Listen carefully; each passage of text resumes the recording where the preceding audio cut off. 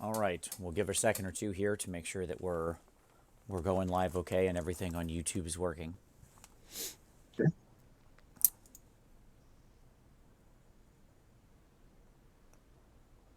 Hey, there we go. All right. Hello, everybody, and welcome to another interview with the artist. And today I am sitting down with, certainly one of the greatest miniature painters in the world. That is an objective statement, but more importantly, a person who is a constant source of inspiration to me and just a truly amazing person. Matt Dipietro of Contrast Miniatures and Miniature Monthly and more or less any award you can name, everything like that, but also just somebody who is doing incredible work bringing our hobby into the art world, into the fine art world, and making pieces that are just so expressive. So, Matt, it's an absolute joy to sit down with you today, buddy. Hi, Vincent, and hello, everybody watching out there. It's great to sit down and answer some questions and talk a bit about my art. I'm happy to Abs- be here. Absolutely, we are thrilled to have you along today. This is just going to be a fun conversation. We're going to sit back for the next hour or so, talk about Matt's journey as an artist. We're going to look at some of his pieces. Right now, you'll notice in the bottom right, I have one of his pieces up. This is Be a Lion, a bust he worked on from a long time ago. You can find all of Matt's work on Contrast Miniatures, which is linked below, so go check that out. I'll also have all his socials. You can go follow him on Instagram and all that sort of thing, which, of course, if you're not doing, what are you doing with your life? That would be my question. But, uh, so where I want to start, Matt, is just where I start with a lot of people, which is how did you get into painting? You've been a painter for a long time now. So where did that journey begin?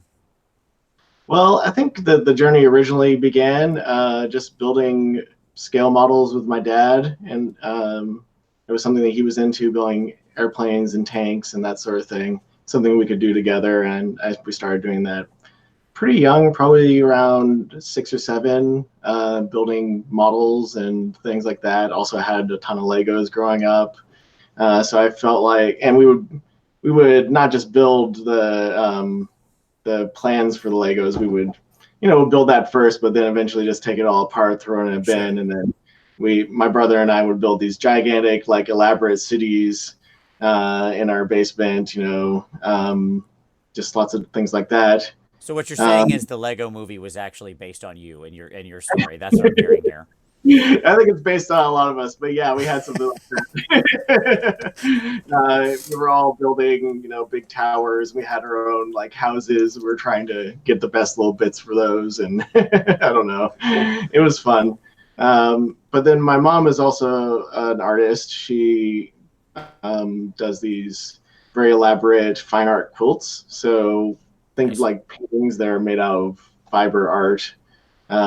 So kind of had the art from her and this interest in building models and building small worlds. And it just kind of all gelled when I found miniatures. And I just got really into it. I think we were playing Heroes Quest was the first game I started playing, and then that got me into Warhammer Fantasy, and then Warhammer 40K when I was a teenager. And like it was really something that I could do to relax. Sure. Was going through like a pretty tough time in my life, really getting bullied at school and didn't really feel like I belonged to anything. So when I could come home from a really stressful day, having to deal with that sort of thing, I could be by myself and do my art and kind of it was an escape for me. And I think that a lot of people art acts as that from the very beginning. Oh, They absolutely. Yeah, there's a therapy to it, right? It is a place where I have found it so centering, right? Like when you're there, when you're at your desk, when you're working, like the rest of the world just kind of falls away, right? It's just you and the piece, and that's it. And there's something amazingly sort of zen, I guess, about it. It's very zen in the art of motorcycle maintenance, right? Only it's zen in the art of miniature painting. Yeah. totally, and it's like this little space you can have where you have all the power. You can do whatever you want with that time, and you kind of realize that you're not actually being threatened anymore, and that I don't know, you can find your power there, which is what ended up happening for me. Like I always thought somebody must paint the models that go on the box sets Right. and the books and stuff like that. But at the time, it was like a completely impossible dream for me or for anybody in the U.S. because the only major gaming company at that time was Games Workshop. Right. I mean, just nothing else. It was like in the mid '90s, and they're not going to hire somebody from America to go paint for them. They're just going to find somebody in the UK to paint for them.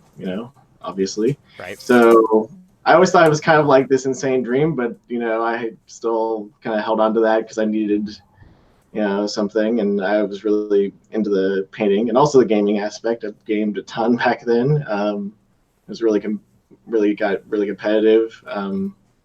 I don't It is do very that. hard for me, knowing you as I have for the past couple years, to imagine the competitive gamer, Matt. I want to like take a time machine and go back and meet this version of you. Yeah.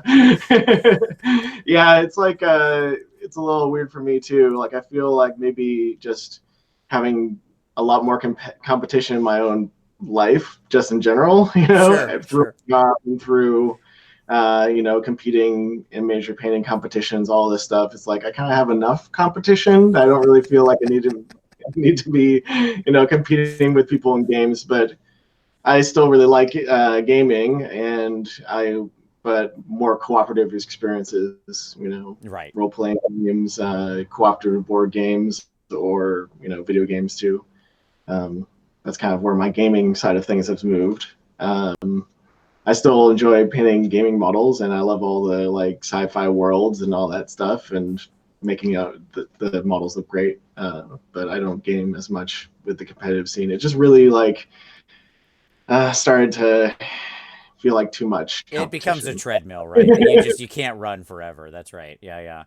So you're playing, I've talked about on this show before that I think there are four avenues into this world, okay? Tell me if you think this checks out. Here's the four avenues that I see. One is scale modeling, two is Warhammer, three is War Machine, and four is fine arts, right? So like that's like people have an artistic background and then they discover there's a way to sort of combine a hobby of gaming with it. Some people did scale models. It sounds like you hit a couple of the buckets here coming in because you Yeah. were playing 40K. How did you transition over? Like when did the thing happen to War Machine and to working with P3 and that kind of stuff? Or with Well, Privateer Press, sorry. for one thing, I just really got lucky. I think I'm sure there were people all over the place who had the same dream that I did, um, and even up to the day I got hired at Privateer Press, I was playing 40K and didn't actually get into War Machine at that time. But I knew that what I wanted to do was to try to pursue this as an art career. Right. I just was passionate about it. So when Privateer Press opened up, within my general area, um, I and a friend of mine who used to run the game store I used to game at, he was the first editor of No Quarter magazine. No, okay. So yeah, so he was like, he knew all about my, passion for the art and everything. He's like, hey, this is your chance. Are you going to take it? So I, picked up everything and moved down. I was living in kind of north of Seattle in a town called Bellingham where I went to college. And then so I moved down. I got a job in their warehouse packaging the models. So like I was the guy that hand packaged all the figures and made sure all the parts were correct in there, and like did all that, and just to get my foot in the door, like get Right. hired on. And then once I was there, I met Mike McVeigh, Ali McVeigh, and Ron Cruzy, who were like the studio team at the time. And I let them know that this is like what I'm passionate about, and this is what I want to do. And just started talking to them about what it would take to do that. Um, so they showed me some things. They taught me how to blend. I didn't know how to blend before then because there weren't any YouTube videos or any Right. sort of tutorials on this sort of thing at all. There was none of that at the time. So after about 6 months, they were able to get me up there part-time. And then very quickly after that, Mike and Allie moved back to the UK. It was very sudden. And I just took over for them Nice. for Allie doing the miniature paint jobs. And, that's just launched my career, which lasted almost a decade. It was like 9.5 years painting miniatures for War Machine. And I think, Wow. yeah, War Machine and Hordes, when I left, probably close to half of all of the studio paint jobs were my paint jobs. So it was like, I felt like it was a really big achievement. Yeah, I would say that is an Yeah. unbelievable plurality slash almost or maybe majority there. Like that is an insane amount of work. Yeah, I mean, of course, now the ratio is smaller because I've been away for I think almost 4 years now. But yeah, at the time it was like, and it still is a big achievement. I think this some of those paint jobs I still really like. You can see the ones where I was rushing a lot, but there's always going to be that when you're a studio painter, you're kind of like at the end of the process. Right. So, before you get the model, the concept artist has already been late, by a couple of weeks, and then the sculptor might have taken a really long time to get it sculpted. And it comes down to the packet. It's like, well, you have 3 days to get this painted, this giant monster painted, and if you don't, then the product will be delayed. Right. So, like, no pressure. Yeah, you're But paying the price for any other delays. Like, yeah, you're the one that can't slip. Yeah, because you're at the end of the chain. Yep. yeah. Well, if I do, it's more like if I do slip, then the company actually pays a price, like Right. a real price. So it's like, I really took that seriously, and my whole thing was, I'm never going to miss. I'm never going to be late. I'm always going to be on time and as close to on target as we can within the time they gave me. So, yeah, and I didn't miss a deadline the entire time, even some really, really tough ones. I was really proud of that too. Nice. There was some fun, fun kind of stressful situations where it's like, well, I'm going to this convention, but this box set needs to be painted, and it's like a giant colossal or something like that. So I take it to the convention. I had to get it done by the end of the convention with everything going on, start to finish, painted at the convention. So it was this fun thing where people could come and see. It's like, is he actually going to finish? Is he going to, or Sure. is he going to fail? So, and they can kind of experience that sort of touch and go, like under pressure art that studio painting is all about. There you go. That's Yeah. awesome. So where in that time then did you also, because I assume then somewhere in there is when you started also competing more. So what made you like, obviously the whole time you're doing the studio painting, I assume you're continuing to grow, you're getting more and more happy with like your art and what you're achieving. So when did that switch flip and you say, I want to do some competing as well?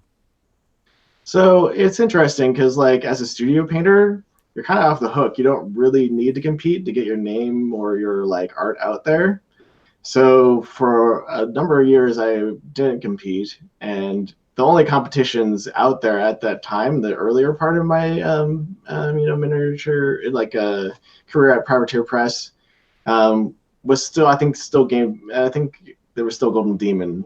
Right. Games day at that time. Yeah, sure. Yeah, and then there were some other competitions that there was nothing local because I'm in Washington State, and up in the corner of the country there was no local competition. So I couldn't afford to fly to go to other conventions at that time.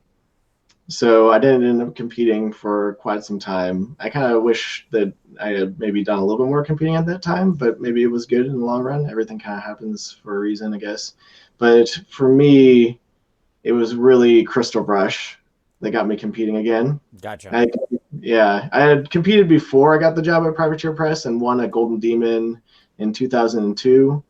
But like that was actually the first time I'd ever traveled for anything Nice.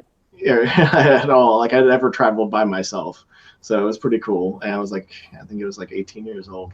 But yeah, there was a big break, and then Crystal Brush came back, and they had been going on for maybe 2 or 3 years. And I really kind of pushed privateer. It's like, I really want to go to this. I really, you guys should have a presence at Adepticon and be there. And I'll do some privateer presses, pieces for the painting competition. Nice. Uh, so, So this would have been um, like 2014, is that right? That was the first year, right, that they set up shop there? Because 2013, I think, was the last time they did Rogue Demon, or maybe it's 2012 and 2013, but somewhere around there. I'm trying to it remember was the the year exact years. Roman Lapat was the head judge. Gotcha. First year I competed there. And I did a big colossal um, piece, which I still have actually. And then the next year I came and did the canyon diorama that maybe I think that was like 2015. Yeah. So yeah, the next year after that, the second year I came, I brought the big diorama of that canyon that Gotcha. a lot of people have seen.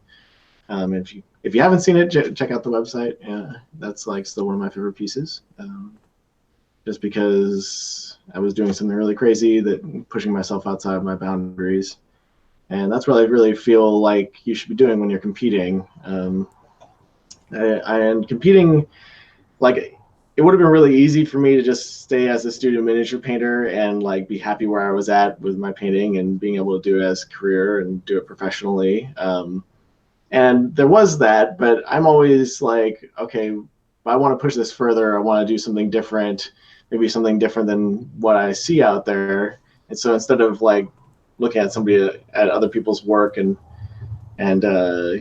trying to figure out what they're doing and do that, it's more like, well, how do I want to grow? Right. And then I use the competition to push me to actually go out and do it. Kind of the focusing element of it, right? Like, yeah. And I think that that's a much healthier way to approach the competition, even though it can be really kind of scary in a lot of ways because you're getting judged on something that you're not. It's not comfortable. It's not a comfortable thing that's in your warehouse that you're really good at. You're like pushing yourself outside of your comfort zone and saying, "Hey, can I make this look just as good as what am comfortable with?" But I think that if you just stick to what you're comfortable with, then all you're doing is you're going there and you're trying to get a trophy. You're trying to win whatever prizes out there, whether Right. it's fame or recognition or whatever. But so you're not actually, it's not growth. So you could get a trophy. You're going it's almost worse if you win because then it's reinforcing that behavior Sure. where and it can cause a stunting of your growth. So by using this competition to push yourself into new areas that you've never done before, like for example with the canyon, I carved that whole canyon by hand from high density foam and did all of this diorama work that I had never really done. I had never seen a piece that looked like that before. But I had an idea that I thought could work, and I had an idea for that diorama for a couple of years, and just decided that it was like make or break and see if I could do it. And while I was working on that, it's not like I had studio time to do any of that. Of course. Yeah. Yeah. So it was like you go to work 40 hours a week painting. You're doing all of the modeling and everything for 40 hours a week, but then you also have to do this other project. So it was kind of like I worked, I don't know, 60-hour weeks for a month and a half to be able to get that done. So so it was pretty nerve wracking in the end. Yeah. Yeah, absolutely. So obviously you've competed, you've done well all over in a lot of different competitions, and now you've been judging a lot recently. You've continued to push with a lot of pieces that are really like you can absolutely see the exploration. We're going to look at some of them later on. But where would you say like what's your right now? How are you approaching your art? How are you thinking about it? How are you thinking about the miniature painting world? Like what's motivating you every day right now? Yeah, well, like right now, I mean, this year I've kind of given myself a little bit of time to adjust to a new life because I just moved. I had to move twice this year, moved to a new area, and then found a house, and we bought a house, so we moved again. So I haven't been like, and then that's caused me to have a bit of a backlog in my work. So I'm getting caught up right now. So at the moment, I haven't found the new like sort of equilibrium where I can make that really that next step with my art. But I know exactly where I want to go. Um, where I've been studying sculpting for about 2 years now and practicing that so that I can make, my own art from scratch rather than using sculpture from other artists. But I still do plenty of those pieces. I mean, I love the sculptors that are out there. I love to, make work that is my own take on their sculptures, which is Right. what's cool about our art. Every piece is a joint piece of art between the sculptor and the painter. Um, so it's pretty cool to have art like that. But some of these ideas, they're not necessarily what a sculptor is going to sculpt to produce for a mass audience because they're kind of, you know, more niche or maybe there's just lots of reasons why a sculptor Sure. I is. mean, we see that a lot in like garage kits, right? Or something like that, where it's made for a very small audience. Somebody runs a couple copies of it. It's not something that's going to sell, that's going to blow the doors off at a gaming store's shelf or something, right? But it's still speaking to this dedicated niche of people who very much like the aesthetic or whatever it happens to be about that piece. So it's a great world we live in that there's becoming a lot more avenues, not only to do that, but to learn that, right? You mentioned like the no YouTube thing like that. Like now the amount of just tutorials even about sculpting and stuff like that, the way that you can work with other artists in this in the world we live in now is just amazing in that regard. Yeah, and I think that people are able to grow as artists much more quickly than I was able to when I was younger. I wish that things had been that had so many resources. And then also, there's a lot more opportunity for people these days to do this as a supplemental income or even as their own full income. Right. Being an artist, and it's pretty cool. The internet has really opened that up. People to have their own jobs. They're not working for anybody else or not working for a company. And there's a lot of freedom to that, and there's a lot of sacrifices that you make too. But it's not for everybody. Just like everything out there is not for everybody, but it's the Right. right thing for me, right? Absolutely. Yeah, so I really want to get more into sculpting work that can be appreciated by a general audience. So anybody who sees it, not just that somebody who sees it and that knows nothing about miniatures, nothing about gaming or even sci-fi or fantasy or whatever. Hopefully, I can make pieces that can start to appeal to just anybody who sees them. That's kind of like a big goal for me, and doesn't and not that doesn't mean that every piece I make has to be that way, but I would like to make more art that's like that. And then also pieces that are 100% original, sculpted by myself and painted by myself. Um, some of them are kind of more surrealistic. I sent you some pics of my piece called Yellowstone Dreams, which we can talk about later, but Yep. that's kind of like a surrealism piece. Inspired by my trip to Yellowstone National Park. I really love the outdoors and the national parks, so I have actually a few different ideas in my head for more pieces to kind of expand on that sort of body of work. And then I also have some pieces coming up that are about kind of like speculative future, thinking about our Nice. future as a world. So I don't really want to talk too much about No, that's my fine. plans for that, but hopefully, I can actually get those ideas out, and you'll see them in the next year or two. Um, and then want to expand on. I've done a couple pieces on the seven deadly sins, like these demons and stuff like that. It's a great way to kind of like take sculpture that I find out there, and then kind of maybe um, repurpose them, get some feelings out about sort of these negative things that people can take on that will kind of tear apart their lives or people around them, or what they can lose by sort of be acting in these ways. So I did one on greed that I released probably like 3 years ago or something like that. And then another one on pride. And I think the next one I'm going to do is lust. So Now we're have a talking. model. Now we're in my space. All right. All right. I support this. So I'd like to get that piece out sometime this next year. Um, but I need to get caught up because I've made some new pieces this year that I haven't really even that not everybody has seen because I haven't even gotten photos and stuff processed and all that. So you know, Yeah, so it there's sounds still like you're some still stuff. moving back to your new normal, right? Yeah. Well, exactly, but this move was really great, and if you'll let me, I can talk a little bit about it because Sure. it's sent some interesting opportunities for people who might want to come visit the studio and take private coaching from me. Just can be a really great like vacation that you go on because I live in a really beautiful place on the Olympic Peninsula of Washington State.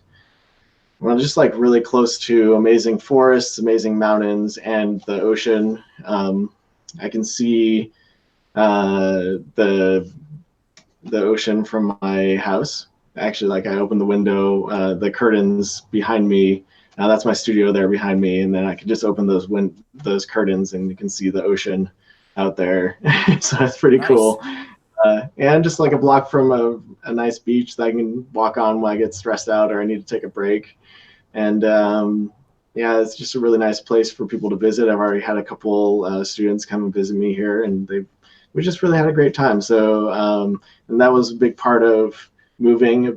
Um, I'm just embracing some of those opportunities, and we just really lucked out to be in a good spot. And I want to make this a just a great place to visit and a great environment for people to learn in a comfortable setting.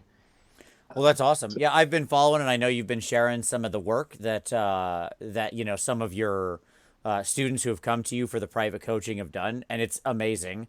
This has been so people out there who are watching, like a very common question I get is, about doing one-on-ones with artists. Like, where do I look? Where do I go? Who can I work with? This comes up a lot in various comments and socials and stuff. You could do no better than to take Matt up on this opportunity, than to reach out through the venues, to go and visit him and to take that private coaching. I mean, this is truly like the fact that your new studio space is allowing that is an absolutely amazing opportunity for all of us to be real, right? To come and spend a few days with you to learn some just not just the techniques. I mean, that's cool, right? It's cool to see how you paint and to learn the techniques, but it's a lot deeper opportunity than that because sitting with somebody like Matt and actually learning how the artist thinks, how they're approaching stuff, how they're working. There's so much more you get from that kind of tactile experience. So could not recommend it enough. Like if that's in your means and a thing you're interested in doing and taking that step on your hobby journey, you should be doing it 100%. yeah, I really think that one-on-one coaching is by far like the best and way for you to learn something that's really hard, and it can be it's I have the best time teaching that way, and I find my students make the biggest jumps doing that. My classes at conventions are also good, and then weekend workshops that I do. Those are great experiences, and they're great in their own way. But the one-on-one coaching is really where you learn the most because you have the most like one-on-one time, and I can sit down and watch you paint and just make those little teeny corrections that I know like just about how you're moving the paint or those sorts of things. I can make those little corrections that make a huge difference. Um, and now it's easier than ever because like before I lived in downtown Seattle, which seems like it's easier because it's closer to the airport or whatever. But people would come out, they'd have to get a hotel room because I didn't have space for them. Right. I have a guest bedroom with its own bathroom and everything, and people can stay there for very little, just enough to cover my cleaning costs. And I also throw in breakfast. So, and I help them get to here from the airport. They don't have to rent a car or anything like that. Um, so it's more accessible than people think sometimes. That's So awesome. uh, Also, you just yeah, made me think, why is there not like an artist retreat bed and breakfast, right? Like that's basically what you're describing. Yeah, exactly. there is one. It's it's in my house. There you go. All right. I've had some people, stay for an extra day or two and go explore the Olympic Peninsula because there's like lots of great hiking and beautiful things to see out here. So it can turn into a whole vacation. Like my last client brought his family out, and they were out exploring while we were doing painting. So it's like this family vacation for them. It's kind of fun. Nice. Yeah, I get to know Nice. everybody. I like it. Anyway, it's I need to make sure my wife doesn't watch this, or she'll definitely be like, "So when are you going out to visit Matt?" And I'll be like, "Oh, geez." I know she loves that area of the gotta country, see so she, that yeah. guy again. All right, man. Let's take a look at some of your pieces, shall we? Let's take a look at some of this work. All right. So we're going to cover up Matt's beautiful face here for a moment, but we're going to share some beautiful art. So here we go. We're going to start. Yeah, there we go. So the first piece that we're looking at, Matt, is the ice fisher of Titan. So this is a bust Oh you had yeah. done a while back. This is like I'll just begin this by talking about the stuff I love, but I really want to hear you talk about it. This is such an amazing Sure. piece in every regard, between like how alive everything feels and yet how cold. Like how you've made this thing feel very alive in a dead environment, right? This like, and I flipped over to the zoom in so everybody can see just the incredible wear, weathering, age, just everything on the fisherman's face. It's just so fantastic. Like the expression in the eyes, the emotion you captured, the detail in things like his armor, his skin on the fish itself. This is just, I mean, this is one of my top pieces you've ever done, and period ever. Just not just that you've done that ever. So if you want to talk, like, what inspired you with this one? What do you like about this one, etc.? Yeah, I can talk a lot about this one, and it is one of my favorite pieces of my own as well, a real personal favorite for me, and a personal piece as well. I was inspired by just the images I was seeing from the Cassini space probe. That was visiting Saturn and like sending back all this information about the different moons of Saturn and the possibility of one day moving out into the solar system as a human race. But I wanted to show that this is a harsh environment. So, and I really love, for me, like the pieces that, or the subjects that really like inspire me is like something that has two sides to it. It's not Yep. just like one very direct thing. There's like two sides to this piece. One is like the harshness and the coldness of the environment. There's like burst blood vessels in his cheeks and things like that from the cold and from the low pressure environments that he works in. And it's about how when we do move away from Earth, it's not going to be to this utopia. It's going to be the human race learning to survive again in a harsh world. Um, and there's some whimsy to it too, with the space bass fish Mm-hmm. that I sculpted and all of that. But there's also this like in his eyes, there's two sides to that too, where it's like this pain of the harshness and having to survive, but also this like hope and drive to live and to thrive, which I think like that's a window into the human spirit in general. It's very human sort of feelings, I think.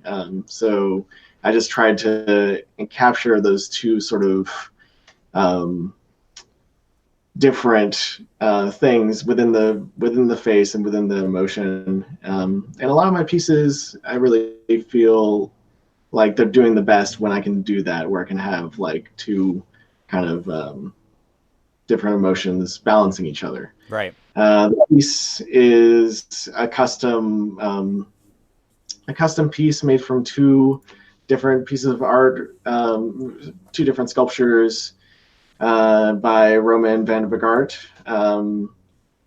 Like I took the fish from his Inuit model, and there was this old spaceman model he had sculpted many years ago. Um, that I always just loved that face, so I decided to combine them together. But the fish from the Inuit sculpture was like half a fish, like it was cut off in the back, so it wasn't like a full fish or anything like Oh, that. okay. The whole back of the fish I sculpted from scratch, like the whole back side of the face and everything. So there's a lot of custom sculpting work, but I was able to kind of like look really closely at the sculpture and figure out how he had done the scales on the fish. It was just like a mechanical pencil that he had used.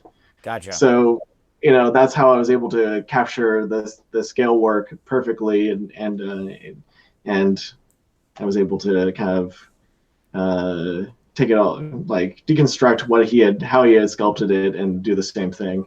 So it matches pretty well, I think, and the little ropes and things like that. And there was a lot of work to get it all to fit together correctly, but it was definitely worth it. Yeah, there's a lot of other little things on there because especially the fish is a very difficult way to paint it. Um, I think that in some ways it's easier, like it would be easier to paint it like just in non-metallic effects, just kind of like a more painterly aspect, but Right. I wanted it to look really real. So the whole piece, it's like that fish is metallic, it's iridescent, so like it has color shifting involved. It has patterns on it as well. It's patterned, and it's glossy. So like all of these effects work together to make it, because that like a fish is all those things. Right. So if Right. I wanted to look realistic, it has to have those those aspects to it, and then it also has a lighting effect. So the light is represented as well. So to do all five of those things on one object, the difficulty gets higher and higher with each effect you kind of stack on top of it. So it felt like a really big, I don't know, like achievement for me. And I kind of have took that to the next level with some pieces that I did afterwards. And then I also was taking a trick that I had learned from Roman Lapat. I had done this article series. I think maybe it was on Massive Voodoo. It might have been Rafael Pica, but they had done these little lenses, Okay. which I thought was really cool. Like just taking a piece of, I don't know, like a sticker backer or something something wouldn't stick to, Yep. and using like clear gloss gel medium or different gel mediums. I played around with different gel mediums to make these little lenses, and then so I used those for the eyes of the fish. So I kind of Ah, okay. dimensional, and then stuck the lens on top, and then also the lens of his headlamp, because he has this headlamp, and if it was turned on, it would be like shining right into your face or whatever. Right. So, but then it's like, well, if it's turned off, it looks like you're not trying, or like, you know. Right. So I drilled it out, and I made a reflector, and like and made an actual physical object out of it. So the piece blends these physical effects with painterly effects as well, and trying to do it so that it all looks Like sort of harmonious. Yeah. right. It's not just like one type of painting. It's like a ton of different types of painting coming together, and if you can get it all to merge together and work, it can be really impressive, I think. But it's harder for people to judge that, maybe. I think that um, that sort of thought process is maybe a little bit different than a lot of things that are popular these days. But I really enjoy. You don't have to be the same like as everybody else, you know. And No, I think absolutely. it's difficult doing that, maybe even more in some ways. But it's the way I like to do it. It works better on larger scale, though, I will say. The smaller the scale you get, the more sort of these effects that are layered on top and trying to look realism Right. becomes harder, especially glossy things. You don't want to make anything glossy or even semi-glossy smaller than 1/8 or 1/10 scale. Right. Yeah. Yep. No, it's such Anyway, a good piece. And I think we're going to see some of these same things carry through into the next one that I've got queued up, which is the next one is Journey of Creation. And this piece, so this was a garage kit, but it's still a combination originally, right? Because I think it's kind of two separate kits, maybe. I'm sure no, you'll tell us about it. But this is, viewers who are watching, I mean, I only have a few of the pictures on this in here. I really recommend you go out and look at the art of this in the links that are in the description. This thing is so breathtaking in every regard. Like just the detail, the lighting, the color usage. This thing is a masterclass from top to bottom. It's gonna have I'll let you talk them through, but it's gonna have some of those same effects you were just talking about combined into it. And I love the emotion of this piece more than anything. Like the story you tell in what is ultimately quite a minimal space, right? I mean, this thing is huge in all honesty, but I mean, like you didn't need your ground is like this tiny amount of space, and yet you've constructed like a whole world, right? yeah, Through all of the detail that's here. It's when I talk about dioramas of people, I say you want to tell as much of a story you can in as small of a space as you've got to work with, and you just, I mean, this thing explodes with detail. So take us through with this one, because this I love this thing. yeah. So this piece is kind of taking some of the stuff that we were talking about before and bringing it this big level. Like it is one big garage kit, and then I'd made some modifications to the kit. But for the most part, it's close to stock.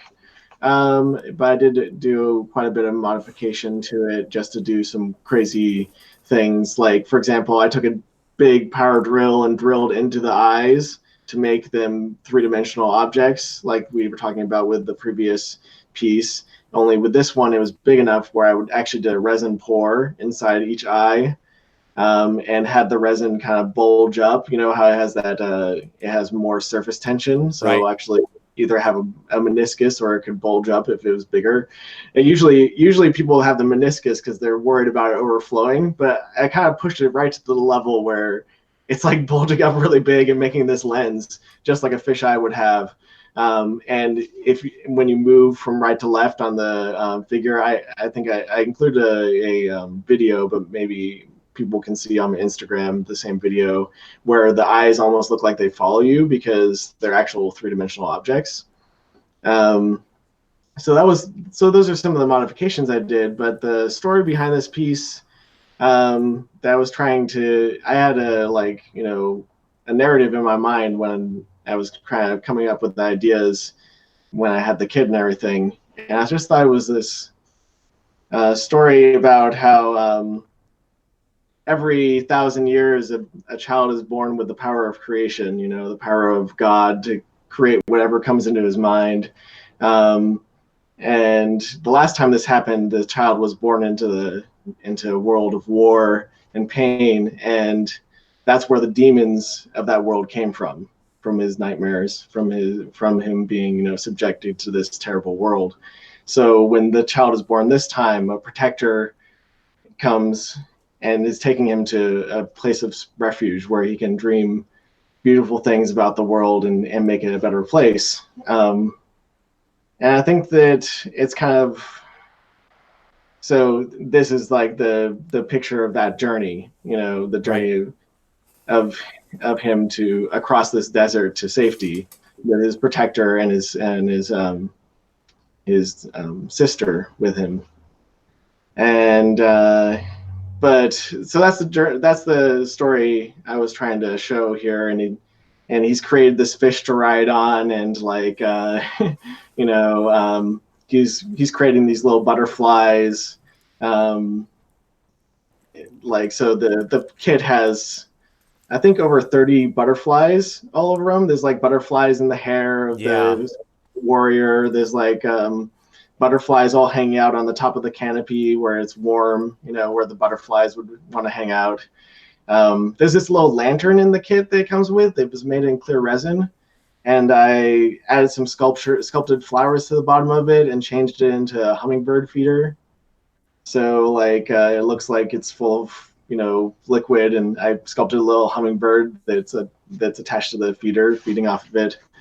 And I love to just see these hummingbirds that live near me, so I was inspired by that, and just kind of putting in these different things that I see in my own life, Right. and in a sense that like I am the creator, but I'm creating this like story about another creator that's creating the world. So it's like kind of interesting, and I think that there's a message there too, where the world that we're born into, and that we have the power to create one way or the other, a better world or a world that's worse for not only ourselves but for everybody around us, for the world in general, and that's kind of the story behind that piece. But maybe I can talk a little bit about the painting and the technical aspects too, because I was really kind of pushing myself into some new areas. And Yeah, no, uh, I love the story of the piece as well. Like it's so gorgeous and it's communicated so well. You see these people's lives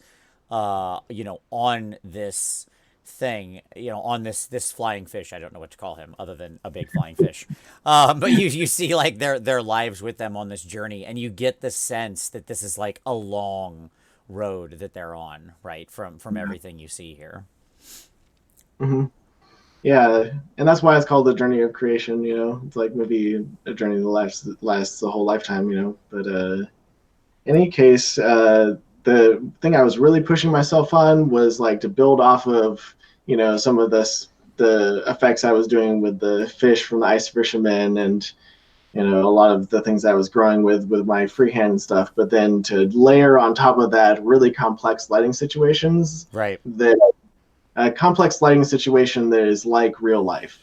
Because in real life, unless you're in a controlled setting, there's actually a lot of different things that the light is doing. So on this piece, there's actually four different light sources, um, and they all have different levels of diffusion versus like a hard light versus a diffuse light, and then also different types of colors to them. So I can kind of break it down for you. They're crossing this desert, and so it's a sunny light situation. So there's a sort of a general light coming from above. Sometimes people would call this like a zenithal light source, right? But this light source isn't the sun. It's the dome of the sky. So there's like anytime you're outside on a clear day, there's like the dome of the blue sky Right. casts light kind of generally from above.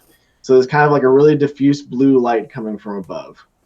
Um, and then, but this is quickly overpowered by the sunlight, which is coming from just one direction. And it's a hard light. And I use it to spotlight, in particular, all the characters. So there's the warrior in front who's getting lit by mostly that light, and then also the main characters are getting kind of spotlit. So I've chosen a direction that's going to really do that well. And then there's another diffuse light coming from below, which is the light bouncing off the ground, and the ground is like this orange sand. So there's kind of like an orangey yellow diffuse light coming from below. So you can really see kind of these lights, especially on the shadow side of the figure where the sunlight isn't hitting. You kind of have a blue light from above, a orangey light from below, and it kind of creates these interesting sort of interplay of the light, like you would see in real life. And then the final light source is the light that's like transmitted through the canopy. So there's this red canopy that's like shading them, but some light would travel through that canopy, and it would create kind of a red light that made it so like I wanted the focus to be on the child who's creating this butterfly, and his sister there, not on the warrior who's in the foreground. So Right. the warrior in the foreground I actually paint in more muted colors, and none of the red light is hitting him. Like our eyes are really tuned in on red. We'll look at red objects first. So by using that red light, it kind of makes you so the first thing you look at is the child in the center of the piece, who's Right. getting the sunlight and the red light. And it's kind of cool because if you look up at the canopy, I've made it look like the light is shining through it, just through my painting. So Yeah, I have that shot up right now. It's one of my favorites where you can see the patches that have repaired the canopy that are made of like a thicker material and are hence blocking the light versus the original canopy where you can see like how the sunlight having this yellow has sort of pushed the red up into this light as it's a translucent object that light is coming through. And you really see yeah, that distinction. I was really challenged to do that. I'd never seen it done on miniatures before, so I just thought that it would be really cool. And that's all done by freehand, and everything. And then also like really challenging myself with these very complicated, um, like Chinese patterns. They're all based off of real textile patterns. So there's lots of different options for that. Yeah, so it was just really pushing myself to do that even more complicated with all the lighting and all of that layered on top. So and then the fish is like again metallic, iridescent, kind of glossy and looks fish-like as well, and then has the crazy custom eyes and everything on it. So yeah, Yeah, it was. it's great. And in the shot that I have up right now, which is like the reverse view, you can really see that the lighting situation that you were describing with like the difference between the fish under the normal light and then the reflected orange yellow desert light coming up. Like on that back shot here, it's really clear how those two are interacting in interesting ways and giving a lot of like realism life placement in the environment to the fish. Yeah. Yeah, it's a piece. It's a piece as you walk around it, you can kind of see how the light changes, and how you're using that light to make these focal points and things like that on the piece. So you're using the light to tell the story and to guide the eye, but there's always enough light in places for you to still find all the little details and the little things too. Yeah. Absolutely. The This little is such a eyes great are piece. yeah, yeah. I could talk forever about that one. It was just a really great experience, and I want to show that more. It's always really it was really hard to photograph, and I'm still working through like kind of processing some of the photos and getting that up on the website. But Yeah, and I think the video's out there on your Instagram with the butterflies, right? yeah, Yeah. Like it's worth a look. Just go you'll see what I mean, but there's a butterfly video out there on the Instagram and where he actually kind of walks you through and just the care and detail and placement and it's amazing how much each one adds to life. They all feel like these little distinct creatures that have sprung from the child's imagination, just being like almost otherworldly bright because they're literally just imagination given form, right? So they're all the colors he could think of that just sort of brought them into being. these little pure objects. That's a mind that is pure from the evils of the world. Right, right. Great, yeah. Yeah, it's great. All right. So next up we have this is a really fun one. Because I am also a big fan of Sherlock Holmes. I think I've watched more or less every incarnation of Sherlock Holmes going all the way back to like, the original black and white stuff from the 50s and 60s. And I pretty much love every version of it. Just such a great character and read most of the novels when I was young, loved them. And this is just a really cool interpretation of him and Watson he and Watson, sorry, investigating a crime scene. And I'll let you kind of, walk us through it, however. But this is the kind of piece that you can just stare at forever. And I want everybody to appreciate stuff like the wood paneling on the floor, like such a simple part of the piece that it's basically the background, right? And yet the detail and difference in color and texture, like the fact that you've painted all that and so accurately captured those like wooden tiles, the texture in the rug, in their clothing, in the wallpaper, like this piece is a masterclass in texture, just top to bottom, every element of it. So at any rate, go ahead and yeah, take us through this one. Yeah, I totally agree that was like what I was really focusing in on is like the textures and trying to make these like materials stand out as the particular materials involved. I've kind of gone to some great lengths and maybe some kind of ridiculous lengths in some of these pieces. Like there's a little like white china saucer that I just like I found. I just get inspired by little objects I find sometimes. Like it was like a piece of plastic that had been punched out of some packaging, right? Hmm. So it was like this concave sort of piece of clear plastic. And I'm like, oh well, I painted the china on the back of this plastic, so you kind of get this, and I did it like reverse. So you're doing all like the highlights first, and then kind of working backwards. Right. But what the effect you get is like that effect that you would see through like that clear glaze Right. on china, where it's like there's this picture underneath the glaze. So like just these little things, just like little meticulous stuff like that. Um, and it was a lot of fun. I was a fan of Sherlock Holmes and Watson. As a painter, I can listen to audiobooks as much as I want, and I think the full works of Sherlock Holmes and Watson, which is like over 100 hours, is like one credit on a Audible. So like That's it's pretty like good. That's you want to talk about value for your dollar. My yeah, goodness. for your dollar exactly. And they're really good. I really love Sherlock Holmes and Watson because um, they don't have any of these cheap sort of like tricks to Right. keep you from being able to solve the crime. And if once you get into them, like you a lot of times you can solve the mystery along with Sherlock Holmes and Watson uh, when you're reading the novels. So it's pretty cool for that reason, I think, too.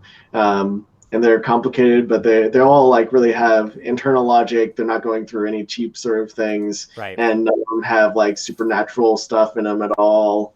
It was really so I found the stories really impressive. I love mysteries. I love puzzles. I love puzzle games even and all sorts of things. So I was always kind of into the Sherlock Holmes and Watson.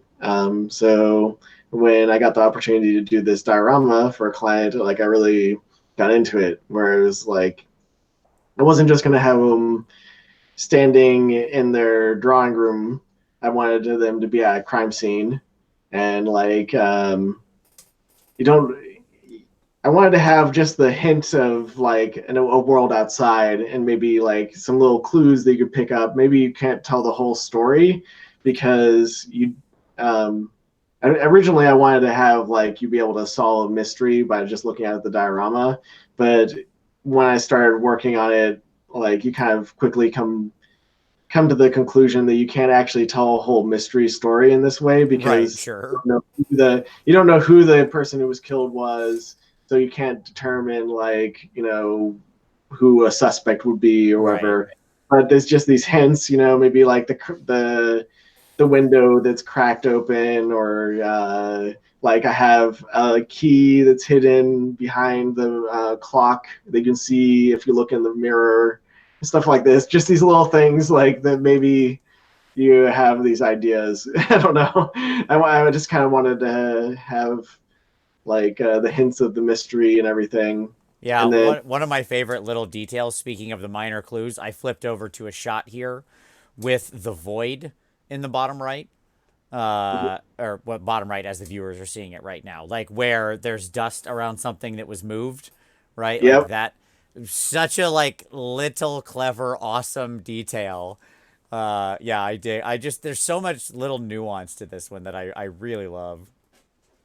It was, and it's fun, like because you can kind of maybe tell your own story with the piece. I enjoy having the stories that I tell be open to interpretation, because I feel like that allows maybe I have my own story that I'm telling, but I always kind of like leave it a little open ended because people might be able to come up with a totally legitimate and interesting story within their own minds, and then they've created a connection with the art.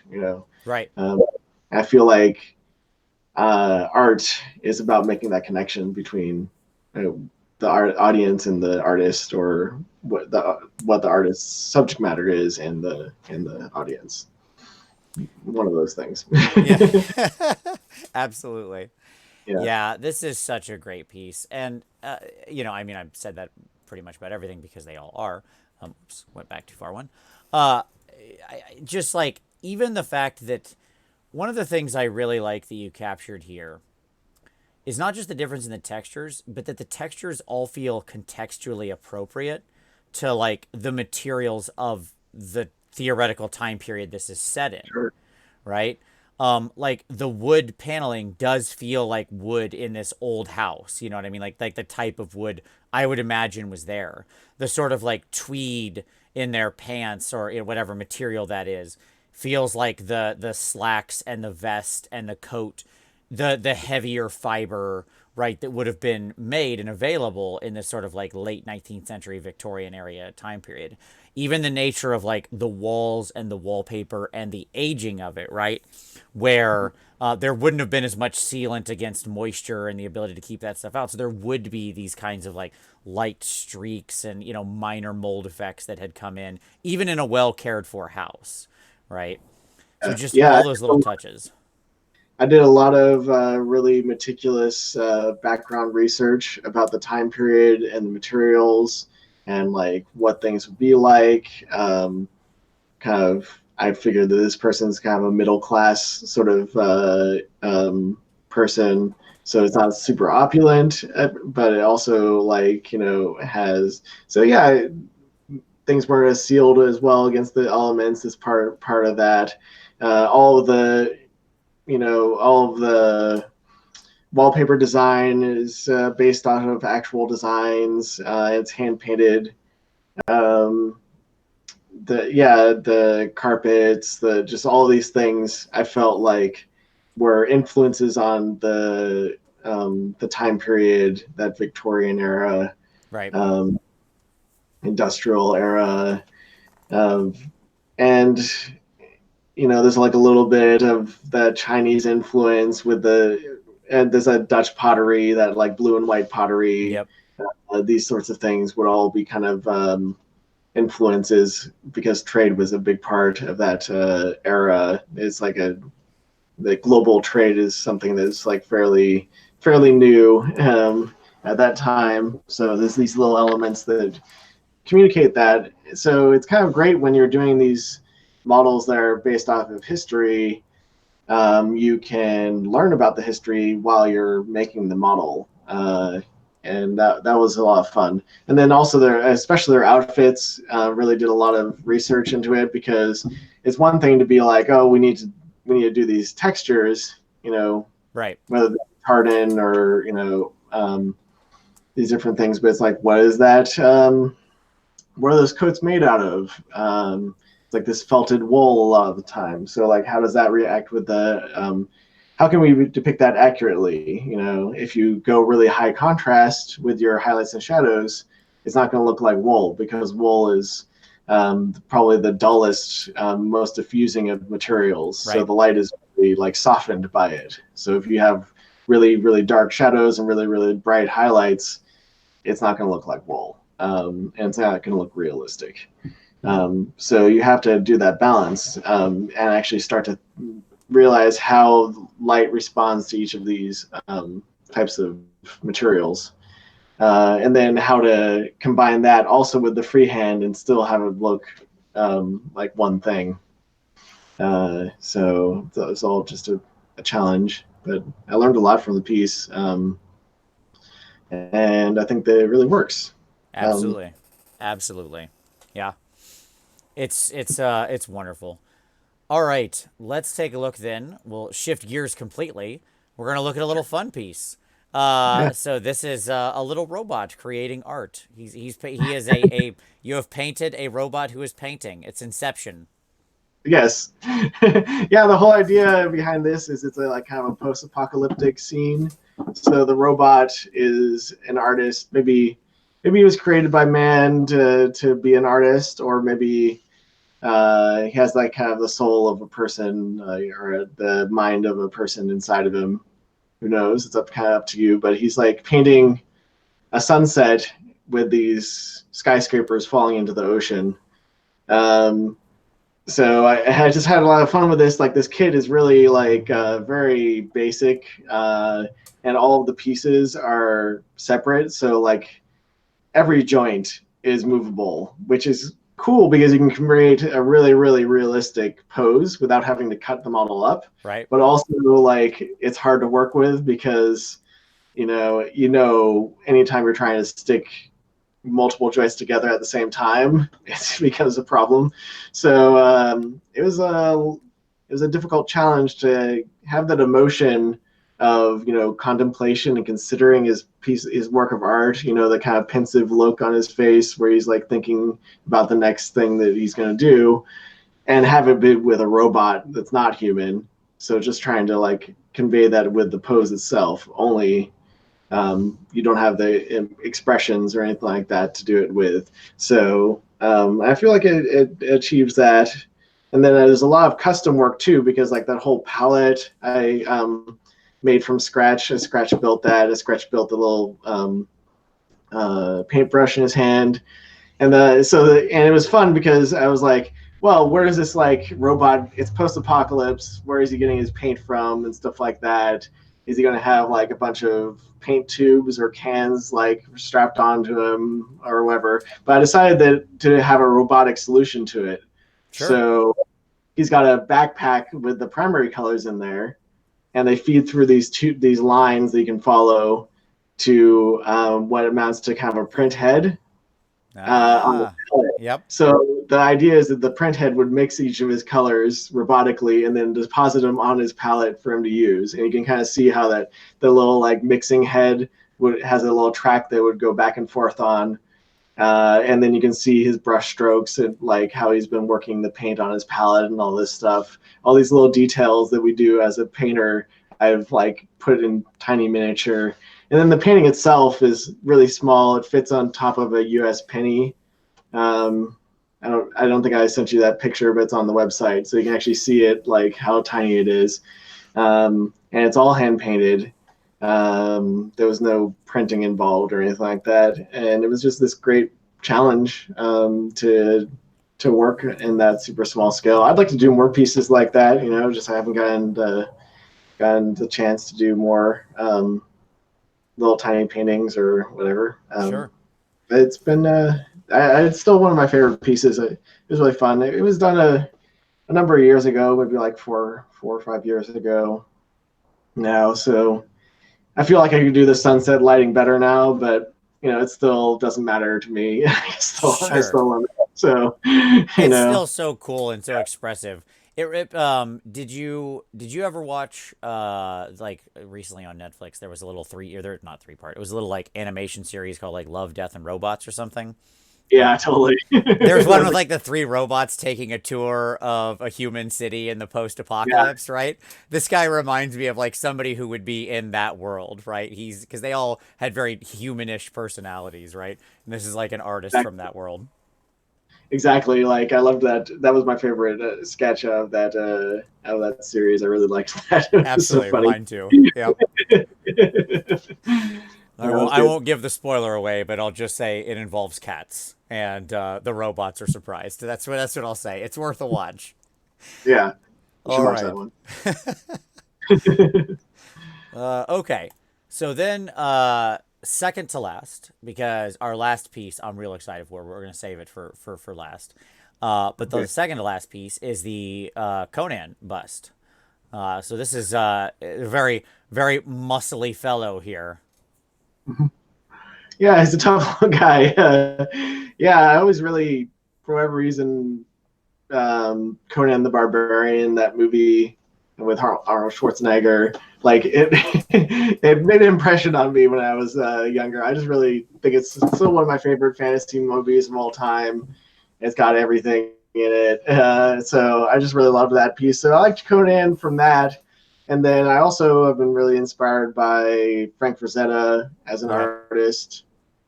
Um, just the color he's able to use. He's making really all the fine art techniques put into the fantasy world, and really very expressive with his color and expressions and all that stuff. And yeah, it is like this pulp fantasy sort of subject matter, but it doesn't matter. Like you look at that and you're like, this is art. This Right. is Right. so. So this bust I called the bust of Conan after Frazetta's, because I'm painting I'm trying to learn from the master. So I'm learning from the skin tones and really trying to paint in the most art, in a very fine art way on the miniature, and especially making the skin tones as complicated as possible with a really dramatic light source and all these things, and trying to get it to come together on the piece and work coherently.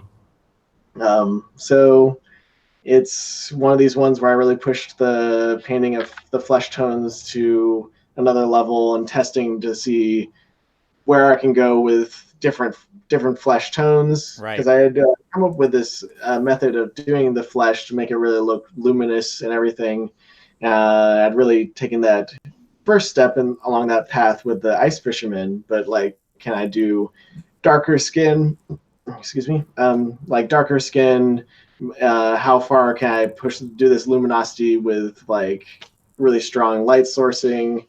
How can I use those, both saturation and the color tones, to create areas of interest? If you look at the skin, it's really saturated in the face and becomes less saturated as it moves away from the face.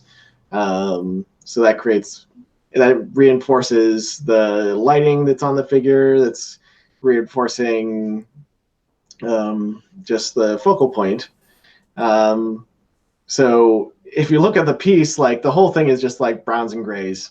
There's no colored objects on him, but there's color everywhere. Right. Uh, Yeah, I was gonna say because like you can see literally the entire rainbow in his skin. Right. Like I mean, the yellows there, the reds there, the blue, the greens, the purples. Like it's amazing. I think you really did a great job of of capturing uh, uh those colors from your inspiration, because I completely agree that like one of the great part about his work is that you would see everything in there. It was amazing how these dark colors would still read completely natively and normally to your eye. And I think you did a great job translating it here. well, thanks, Vince.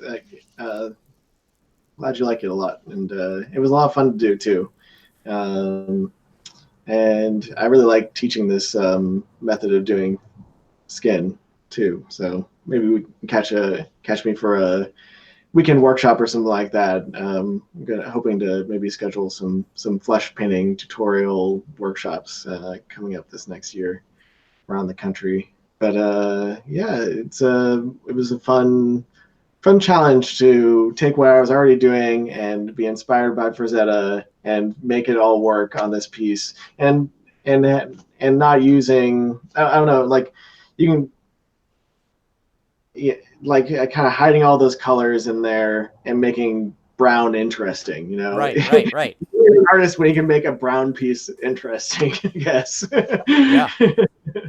Yeah, and yet and it's great because you have like here's a little detail that I noticed that I wanted to draw everybody's attention to. So we've got two different kinds of like, well, three different kinds really, of like leather straps kind of crossing over his chest, right? So he's got his main sort of bandolier thing or whatever that's holding up his armor that's going over sort of the top of his sternocleidomastoid there. And then you've got the other two thinner straps. And what I like about it is how different the material each one of those feels, but I still feel like they're all coherently that kind of substance, right? They're all still in a very neutral tone. None of them is distracting, and yet each one is visually interesting, right? Through textures, through color, it's just a great little exploration in microcosm of that. Yeah, and the only way to really get that grasp is studying the objects and how they interact and work. I learned a lot from one of my favorite painters, Kirill Kanev. He really made that impression on me when I was talking to him about, if you want to know how something should be painted, go and look at that thing and Right. see how it actually works. Don't go looking at other people's paintings. Don't read a book about it. Just study from life. And that's like that's the basics. That's what you learn when you take art in school most of the time. Right, right. They'll teach you still life, not because they think that still lifes are popular and you're going to be able to go out and paint still lifes or something like that. Most people don't want to paint still life, right? But what still life does is it means that every little object that you're painting there, you have to study to a deep understanding in order to make it actually look like it should in the still life. Yeah. Yeah, You know? you know in like common parlance there's the old idiom of like don't just hear people, listen, you know? Yep. Like that's something you say a lot, like you're hearing me but you're not listening to me or whatever. Um I wish there was the same sort of distinction, connotation difference with the word look, because I completely agree with you that you can look at something but you can't, but you need to look at something, Yep. right? Like I need a different word like that, You need right? to really see it. I think that's like the difference between looking and seeing. Oh, there you go. Okay, good. Yeah. Yes, let's do that. That's good. You, Yes, yes. you see those things and then understand why it's happening. And then you can start to break it down and interpret anything. Like when I'll do these textures classes, I mean, I have some textures that I've painted many times, but it's an open conversation with me and my students. It's like I challenge them. It's like, what do you want to see? You know, and people will come up with these very complicated things, like a gem that's like glowing or something like that, or I don't know. They come up with lots of different challenges. I want them to challenge me to do something that I haven't done before, Right. and then we can see how I would break it down. Usually I look up something, a reference, and then we can talk about, okay, what's happening here in this picture. It's better if you have an object in hand, but and then we can break it down and how, and then I can go through the steps I would go through and then paint it, because that's what I have to do when I'm doing it in for my own work. Um, so it's more valuable to do that than rather be like, here's the steps laid out, just follow my directions. Right. It's like, no, here's how you learn, how you work it out for yourself. That's much more powerful to teach that Yep. rather than just having a series of steps that everybody's supposed to follow. Sure. Um, and then they can learn to see for themselves and to paint for themselves, um, instead of, because like you could follow those steps and you could get it perfect, right? But then when you're presented with a new problem, your reaction isn't to be like, okay, I got this. I have powerful tools to figure it out for myself. It's like, no, you might start looking around and see how somebody else has done it and then try to copy that, right? Right. So they're, and yeah, you can learn stuff that way too, but I think that maybe, uh, in my opinion, one's more powerful than the other. Yeah, because Yeah. there's an element of understanding the fundamentals there, right? So you can reapply. Yeah, Yep. absolutely. All Cool. right. Yeah. I assume, by the way, your real life example for this was just you like literally put on this outfit and then took some pictures of yourself in the mirror. I assume this is just basically you, right? You Oh just yeah, no, I'm not buff. No, no. In this case, I am kind of like being inspired by. It's kind of like my interpretation of what Frazetta did. So I guess sure. maybe I contradict myself in some ways too, uh, and that's fine. It's not like you shouldn't look at other art and be inspired. You absolutely should. It's just you should also go look at the real world at the same time. You can do all of that, right? There's no reason not to go out. If you want to see how to make, like, a question I see people come up all the time is like, well, I don't know how to make this wood look realistic or something. And I'm like, wood is the most common thing you could experience in the world. Like, it's all around you. Just walk outside, go look at a tree. Like, your yard is probably full of them, and just really see it. I like this distinction. I'm using this from now on because that's, like I did a hobby cheating video where literally the whole video is just 10 minutes on one image. And I said, what we're going to do is we're going to sit together and please sit with me for this 10 minutes. And we're just going to stare at this and really stare and see it and understand it for the next 10 minutes. And we're not going to look away. We're not going to look at our phones. We're not going to get distracted. We're only going to look at this thing, this object for 10 minutes, right? And just start there. Like if you can do 10 minutes of focused attention, you'll start to notice things you don't notice when you just look or glance. Yep. There's like just a ton of variety out there. If you only know one way to paint wood, then you're at a disadvantage because there's There's all sorts of different types of wood. Is it rough wood? What color is it? What Right. kind of grain does it have? Does it have a finish on it? Does it, so Yep. you can really go down a rabbit hole there. I just want to say about Rosetta. He was obviously really inspired by fine artists and portrait painters from art history, and I think that's another really good place to study Yep. as well. Um, because I was really inspired by him being like kind of this bridge between fine art and fantasy art. So that's why I chose him to do a piece about. So, Nice. yeah. All right, so now I'm going to flip over here to your Instagram, and we're going to take a look. So this is the Yellowstone piece. So this is actually a video, but it should play just fine. Yep, it's playing just fine on the screen. So we'll go over to that, and I'll let it rotate because the video actually rotates the whole 3D thing around. And I'm just going to let you talk about this one because it's such a wonderful, exploratory, amazing piece. Yeah, so this is like it's a surrealist piece.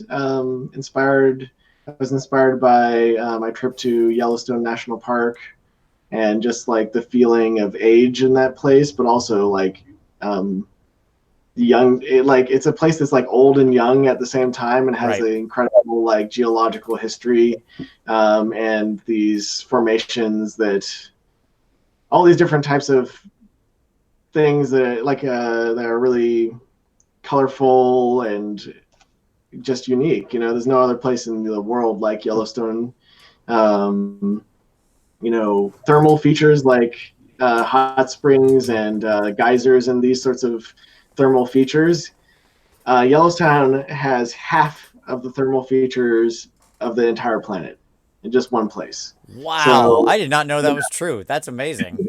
it's incredible. So I went there for my honeymoon. My wife and I went there, and we went in the middle of winter, which I think is kind of like one of the best times to go, actually, because you don't have to deal with the crowds as much. Sure.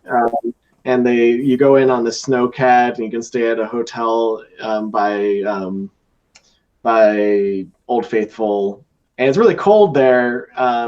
It's like crazy. It gets down to -40 at night, and then it's around freezing during the day. So you wake up and everything is covered in this like all of the moisture in the air is crystallized on every surface. It's like covered in this layer of hoarfrost, this like crystallized frost that melts throughout the day, and everything's like the place that's already dramatic is become incredibly dramatic, and you're also much more by yourself, whereas like Yellowstone's a really popular destination. Yeah, I'm a Sometimes, sucker. I went during the summer. Yep. yeah. So I just am recommending that if you want to go on an amazing adventure, go to Yellowstone in January. It's amazing. um, so beyond that, this piece I sculpted myself from scratch. Um, and everything is handmade on this piece. So this is kind of like an example of the type of work I want to make in the future for collectors. Things that are can be appreciated by a general audience that are handmade from scratch by myself. Um, and it was kind of like a a really challenge myself to be brave, both in the sculpting because I'm not a professional sculptor yet, but I felt like I had done enough that I could make something that would work. Um, and then also that sculpture that I've now sculpted from scratch and painted and finished and everything is encased in resin. Right. So you really only get like one shot at this resin pour, and if it gets messed up, then you lost the whole sculpture from before and everything. Um, so it was really just be like challenging me to be the most brave artist that I could be, and to make something that's like really different, and that was really, um, really personal and really unique. So um, the piece is kind of like about sort of the origins of man and of life Right. coming from Earth, So she's in this fetal position in the water, um, kind of maybe giving the impression of sort of that of man being born from the earth. Yeah, Uh, no, it's great. Yeah, sort of the primordial, this soup where the first, cells coalesce together or whatever, right, in these like thermal hot springs or something like this and became Very something much more than just proteins, right? But now exactly. here represented that way, yeah. Those are the ideas that were totally like floating around in my mind, a soup of these ideas about like creation in the beginning of man, like seeing these like incredible uh, thermal features, and just being like, wow, this is where it could have all started. These sorts of things, So I was just really inspired by that and wanted to make a little piece of art about it. So It's wonderful. this is It what happens when I just kind of like make whatever comes into my mind. So um, that's not everything I do these days, but I want to do more of that. Um, Well, and I think you should because this one's absolutely gorgeous. It's such a wonderful piece. It's expressive, it's original, it's unique. Yeah, it's fantastic top to bottom. Thanks. Yeah, I had a great time with this one, and I was just really lucky to have a collector um, say, "I want to buy a piece from you and make whatever you want. Make something that's totally different." So to have that freedom and just to be able to do whatever I wanted. So I just want to thank my collector. This one was for Shoshi Bauer. You probably know her. Yeah, absolutely. Yeah, that's cool. Yeah. When we have a good friendship and we talk a lot about art. And she just was like, I want to see some of this stuff that you've been talking about, like, Sure. and I'm willing to put some money down so you can do it. And that was really meant a lot to me. So, yeah, just wanted to thank Shoshi for that. That's Yeah. wonderful. Speaking She's, of, I gotta have her come on sometime. Absolutely. I haven't gotten to talk to yeah, her, but yeah, 100%. All for sure. right. So let's go back over here. There we go. We'll bring Matt back up. We'll bring the lion back up. There we go. All right. So, by the way, if you ever get a chance, if you like Yellowstone and that kind of environment, if you ever get a chance, the Atacama Desert in like northern Chile, okay, there's a lot of other, that's probably one of the other places because it has a lot of really interesting hot springs and thermal features. It is the largest or second largest salt flats in the world, behind either behind or in front of Utah. It's a bunch of really fascinating biomes all kind of Yeah, right next to each other. So I don't know if you've ever been there or whatever, but that's a great place to visit. I would love to visit. I haven't been down to Chile or South America yet. I'd like to go and visit at some point. But I love to go on these little adventures, and the national parks are really inspiring to me. I have a bunch of ideas about different national park pieces I want to get to one of these days too. So I have a whole series on them. So I'd love to go visit Atacama though. I've only seen it on TV, basically on Yeah, different programs. Um, but it's worth it. It's worth it. It's amazing. I don't know if the like hour and a half like bus ride on shocks that broke down in 1987 are worth it that you got to take to get up to like into the mountains to really see a lot of the stuff. It is, but boy oh boy, that's a heck of a ride. Like that was that. Woo, that was tough, but it was worth it. It was worth it in the better end. than having to hike up in there, I guess. That is true. Yeah, I don't think I could have made the walk. No, no, I'm no. willing to have a little bit of pain for some glorious wonder, Yeah, well, the best part was when they came back when we came back down. So like we had taken this long bus ride up in the morning to get there and saw all this stuff, and it was gorgeous. We spent several hours there, and then I came back down, and they were like, "Well, you can take the whole bus ride, or we're gonna stop after like an hour, and there's like not hot springs that are like boiling where you'll melt like in Yellowstone, but just like spring fed streams and stuff that you can swim in. So it's just like it's an actual place you can go and just like have a swim or whatever. And I was like, yes, please let me off this bus. I'm just gonna go chill in this water. That sounds amazing. That sounds Anyway, awesome. That's great. You have to tell me the whole story about that sometime. It sounds like a great trip. absolutely, absolutely. All right. So let's do some questions here. And the first question, actually, if the audience has any questions, feel free to drop them in the comments. But Andrew Wade, who is I think a man after your own heart. If you don't know Andrew, he lives over in Europe. He's an absolutely wonderful artist, and he's been doing a lot of very exploratory stuff as well. I'll show you some of his stuff at some point. But he's exploring the same kind of thing of like doing this fine art, incorporating these other elements, being really imaginative and expressive. And Andrew's a great artist, and he said, "What would it take for you to do another project like the Yellowstone one?" Just somebody asking, commission piece, basically. Somebody saying they're willing to pay. Yeah, if somebody is, it would take. Well, I mean, I'd like to be able to just have the time to do it myself, but a lot of times it does take a collector who wants to collect a piece because we all have financial pressures at the same time. Sure. So to have the easiest way to have it happen is to have a collector be like, I really love that piece, or I loved your work. I just want to see what you can come up with, or they can even have like, I want to see you interpret these feelings or this place or like these, and I totally get that. I like to work with my collectors. Sometimes they can have input into the work, or they can just leave me up to it. But yeah, that's the easiest way for me to be able to make the time is to have that that sort of That request budget. come in. Yeah. Requests come in, and I can kind of we can talk it through and come up with a budget for a piece like that. Nice. Um, Nice. but, Well, there you go, yeah, Andrew. Simple answer. yeah, for sure. But we'll talk about it. All right. So some questions for me. Some of these are going to be challenging. Okay. So just here Okay. we go.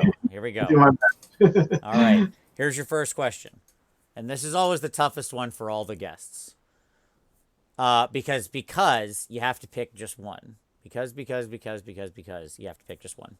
All right. So who is your favorite miniature artist, past or present, besides yourself? And you can pick favorite for any reason. And I make you pick one because we could all sit here for like the next 10 minutes and talk about all the Yeah. amazing artists we love. That's not hard. And there's so many amazing people working today. But to pick one who maybe inspires you more than anything else or who meant more at a certain point in your life, anything like that. I think the person who, has inspired me the most, and like I feel like I'm friends with them too, is probably Kirill from Kirill Kanev. Like I really felt like his way of painting. I love how detailed it all is. So he was a big influence on me. I'm going to pick two. I think Roman That's Love. all right. We'll break the rule this time and every time. It's okay. So also Roman Lopot at a certain time really was a big inspiration for me when I really needed it. And kind of to see how he put himself into his work so much, like that really inspired me to do the same, to put who I am into my work, Right. as well, in the same sort of way, and tell stories and have fun with it. And that's at a certain point, an artist needs to do that, otherwise they will wither, Right. by doing the same thing too much. So I try to like take the technical aspect and the perfection that is Kirill, and with the spirit of that, like putting yourself into your work and doing something that's like really crazy and out there and different, that's inspired by Roman. So. Nice. Awesome. All right. I think that's a perfectly good answer. It's every time we break the rule. I start by saying that, and then we always break the rule anyways, and that's no problem. Yeah. All right. What's your favorite color in paint, or in your pieces? What color do you like to work with the most?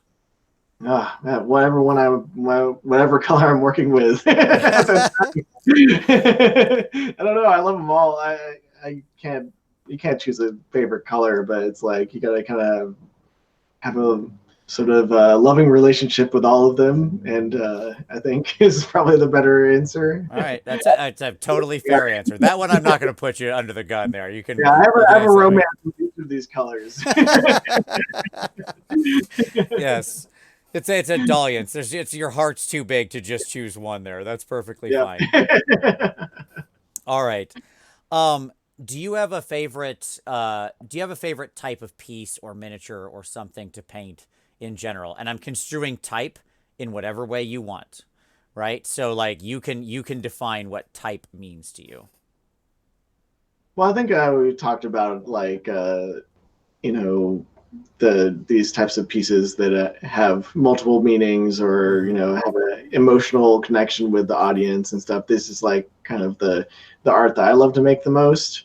I really enjoy busts and portraiture. I think is where I have the most fun because it's the face that Right. has all this life, and it's it's like a direct sort of connection with the audience, because if you imbue a face with these emotions, the audience is going to have, if they have empathy, will have empathy for your piece, and then you can kind of create this conversation.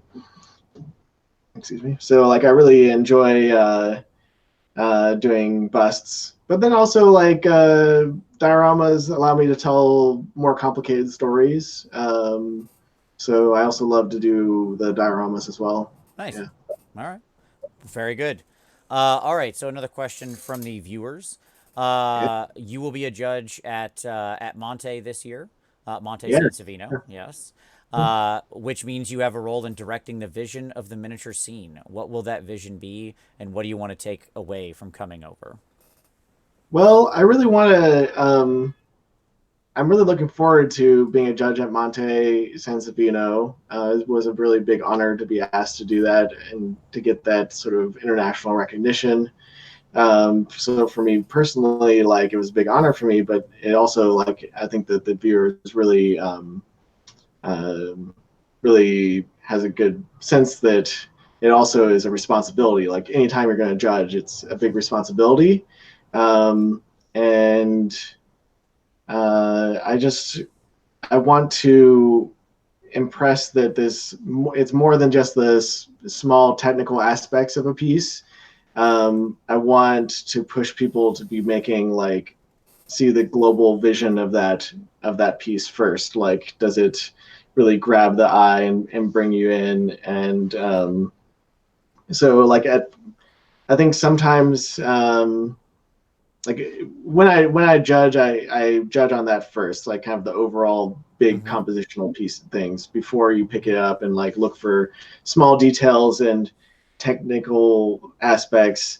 I never have like a list of check boxes like, oh, it's non-metallic metals. If you check that box, that goes is judged higher than this, or Right. I don't judge that way at all. I might have ideas about what makes good non-metallic metals versus metals that aren't necessarily as good, and it usually has to do with having them based off of a source of light and these sorts of things. I don't want to get too into just that, but yeah, like I don't have a list of checkboxes I'm checking when it comes to technical things. It's more like how far you're pushing yourself, how difficult is what you're attempting, and then how well you achieved that when it Right. comes to technical aspects. And then I always have like the final 10% of my judging has to do with like, does it surprise me? Does it have like, is it communicating something? Because I want there to be like, that's where I want to push people to like have that personal thing that they have. They're trying to make a connection with their audience, trying to talk to them and tell them who you are, Right. or what kind of stories you want to put out there into the world, and not starting from, oh, what's popular, what are the judges going to like, what is going to wow people in these with the technical aspects, you know, like I want I think that like that can might be a good way to win a painting competition, but it might not be a good way to make art. Right. So when I'm judging, I leave that like kind of tiebreaker sort of decision making down to that. Is it does it have that kernel of heart to it? Does it have something it's trying to say, some connection it's trying to make? So other things being equal, I would have that be the tiebreaker. So Nice. it's a bit about how I would judge and how I'm trying to influence people to um, push themselves out there and to have miniatures be about more than pop culture and nostalgia and stuff. I mean, there's nothing wrong with that, but I want miniatures to grow and prosper and to become more than that. It can be a bigger world, right? It's not that those things are bad. It's just that that doesn't need to be the totality. Exactly. Yeah. Yeah. And you see a lot of those types of pieces. Um, so yeah, like I just kind of want to challenge people to make something that's really about them, like about their connection with the art. Yeah. Nice. Nice. All right, sir. Well, I think we've gotten to the end of this. This has been great. Thank you very much for spending time with us today, for sharing these amazing pieces. Best of luck in your travel. I'm sure you'll have a fantastic time at Monte, and Yeah. just want to say thank you very much for coming on. Yeah. Thank you, Vince, for giving me the opportunity. It's always great to talk to you, and it's great to be able to share our conversations with everybody. Just Absolutely. Yeah, this isn't that much different than we're talking about stuff normally, yeah, frankly. yeah. So it's been really cool. So yeah, thanks for having me on. Absolutely. For all of you out there who are watching, thank you very much. Remember, everything from Matt is down below in the description. So do check that out. Visit the site, follow him on Instagram, all the socials. You are doing yourself a disservice if you're not looking at the wonderful art that this guy is making every day, every month. So thank you very much for watching. As always, we appreciate it, and we'll see you next time.